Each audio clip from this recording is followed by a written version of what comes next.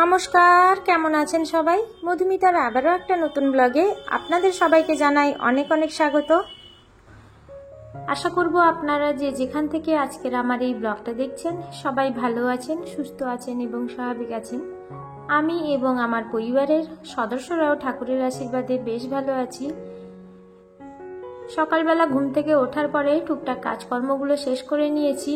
তারপর প্রত্যেক দিনের যে সমস্ত আমার কাজকর্মগুলো একই রকম থাকে, ওই সব কাজগুলোর মধ্যে যে একটা হলে গাছগুলোতে একটু জল দিয়ে দেওয়া। গাছটাকে জল দিয়ে ভালো করে ওই জায়গাটা মুছে নিয়েছি, কারণ জলটা জমে থাকলে ওখানে শ্যাওলা ধরে যাবে। তো সেই জন্য জলটা মুছে নিয়ে স্নান টান করে একেবারে চলে এসেছি সোজা রান্নাঘরে। কারণ সকালবেলা কাজকর্মগুলো এখন তাড়াতাড়ি করে শেষ করে ফেলি, তার কারণ হচ্ছে ওয়েদার চেঞ্জের জন্য দেখছি কয়েকদিন হলো একটু সর্দি সর্দি ভাব, আর গলাটাও তো বসে গেছিল, আপনারা আগে থেকেই জানেন ওটা।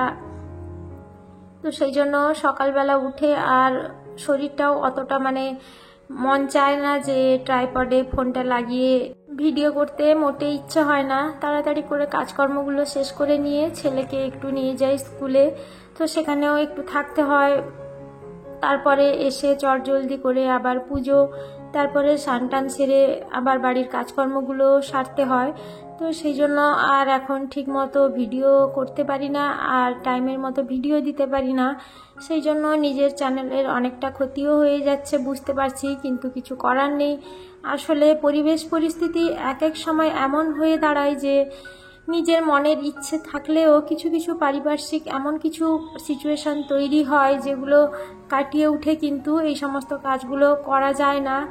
যদিও বা মনে ইচ্ছে থাকলে মনের জোর বাড়িয়ে করা যেতেও পারে, কিন্তু সেটা আর কোনো মতেই সম্ভব হয় না। প্রত্যেক দিন ভাবি যে না, পরের দিন থেকে আমি রেগুলার ভিডিও আপলোড করব, কিন্তু পরিবেশ পরিস্থিতি এমনভাবে তৈরি হয় যে সেই পরিস্থিতিতে কিছুই করতে ইচ্ছে করে না, বা একটা যে মনের মধ্যে আগ্রহ কিংবা ইচ্ছে শক্তি বাড়িয়ে যে কাজকর্মগুলো করব সেটারও পরিস্থিতি থাকে না। তো যাই হোক, সমস্ত রকম চড়াই উৎরাই তো জীবনে থাকবে। মানুষের দুঃখ কষ্ট নিয়েই মানুষের জীবন। প্রত্যেকের জীবনে যেমন সুখ আছে সেরকম দুঃখও আছে, আবার এক একজন মানুষের জীবনে দুঃখটা চিরস্থায়ী হলেও সুখ কিন্তু আসবেই। যেমন আমরা প্রত্যেক দিন রাত্রে ঘুমোতে যাওয়ার সময় দেখি যে অন্ধকারের পরে দিনের আলো ফুটবে, সকাল হবেই, সেরকম আমিও বিশ্বাস করি যে একটা মানুষের জীবনে দুঃখ কষ্ট কিন্তু দীর্ঘস্থায়ী বা চিরস্থায়ী হবে না। দুঃখ কষ্ট কাটিয়ে কিন্তু সুখের আলো একদিন সে দেখতে পাবেই। সেই আশা নিয়েই মনের মধ্যে বেঁচে থাকতে হয় আমাদেরকে। তো এদিকে দেখুন, আপনাদের সঙ্গে গল্প করতে করতে রান্নাগুলো প্রায় শেষ হয়ে এসছে, আর এদিকে শুধু মাছটা একটু ভাজবো। এই যে মাছটা এইভাবে ভাজা খেতে কিন্তু বেশ ভালো লাগে, আর ছেলে আমার অতটা মাছ খেতে পছন্দ করে না। ওকে যদি এইভাবে একটু ভাজা করে দিই তাহলে দেখেছি ওটা সে সুন্দরভাবে খেয়ে নেয়, কিন্তু তারপরেও ওর মুডের উপর নির্ভর করে কোন দিন খাবে কি খাবে না, সেটা সম্পূর্ণ ওর মুডের উপর নির্ভর করে। যতই ভালো রান্না করে দিই না কেন, এক একদিন এমন করে যে মাছ একেবারেই মুখের মধ্যে নিতেই চায় না। তো এদিকে দেখুন, এই যে মাছটা এইভাবে মশলা দিয়ে আপনারাও একবার বাড়িতে বানিয়ে দেখবেন, খেতে কিন্তু ভীষণই ভালো হয়। কিছুই না, শুধু মাছটাকে ভালো করে ভেজে নিয়েছি আর তেলের মধ্যে দিয়েছি পেঁয়াজ, কাঁচা লঙ্কা আর একটু টমেটো সস দিয়ে ওটাকে একটু মাছের মধ্যে দিয়ে ভালো করে একটু শুকনো শুকনো করে এনেছি। আপনারা যদি ঝাল খেতে পছন্দ করেন তাহলে একটু লঙ্কার গুঁড়োও মিশিয়ে দিতে পারেন, কিংবা গোলমরিচের গুঁড়োও দিতে পারেন। তো এদিকে রান্নাবান্না শেষ, দুপুরে খাবারটাও চটজলদি করে খেয়ে নিয়ে তাড়াতাড়ি কাজকর্মগুলো শেষ করে নিতে হবে।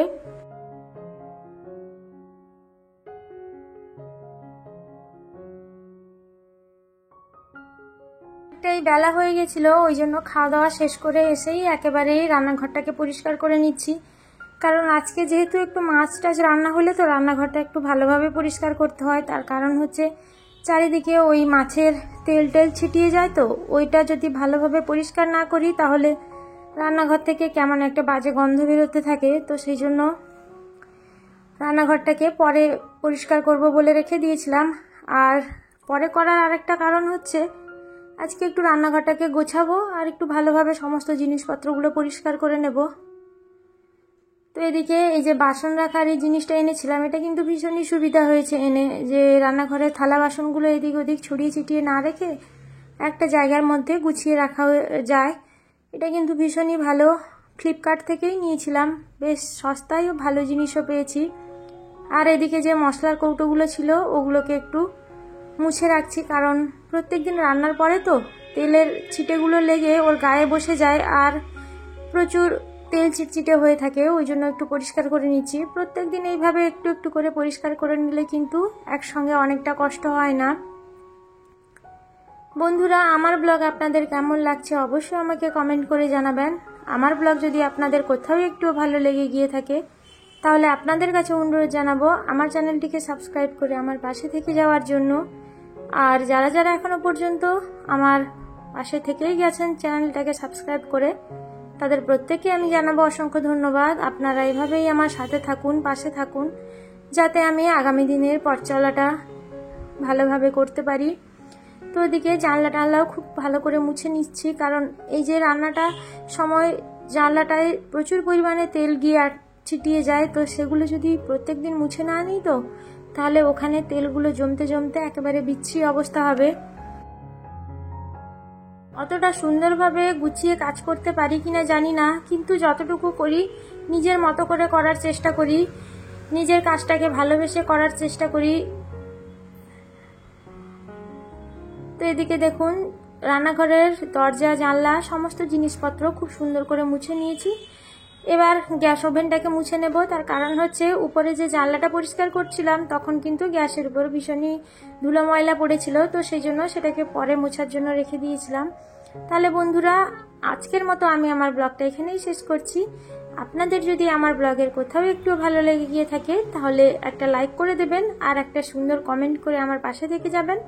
দেখা হবে আপনাদের সঙ্গে আবারও একটা নতুন ব্লগ নিয়ে। সবাই ভালো থাকবেন, সুস্থ থাকবেন, সাবধানে থাকবেন। ধন্যবাদ।